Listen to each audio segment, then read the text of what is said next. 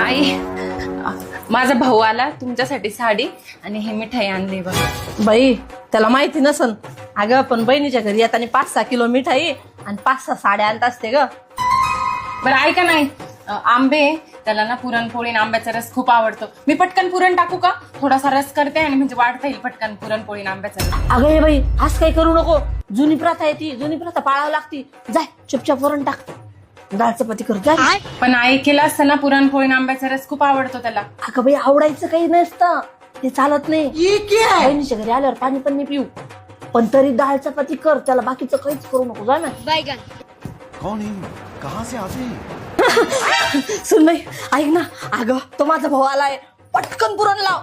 मी आंब्याचा रस बनवते, तुला लसूण सोलून देते, मस्त भजे कर, कुरडाई पापड सगळं कर. आणि ते बघ ना, तुझ्या भावांची मिठाई आणली ना, ती पण ताटाला लाव बरं बाई. जा बरं. आणि अरे यार मी असं विसरून जाते, पहिले चहा पोहे दे त्याला.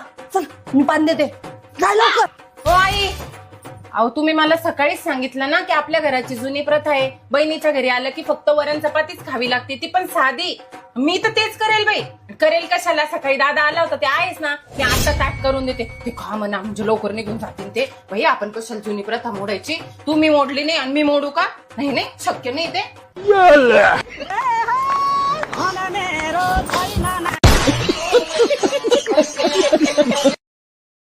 Download ShareChat.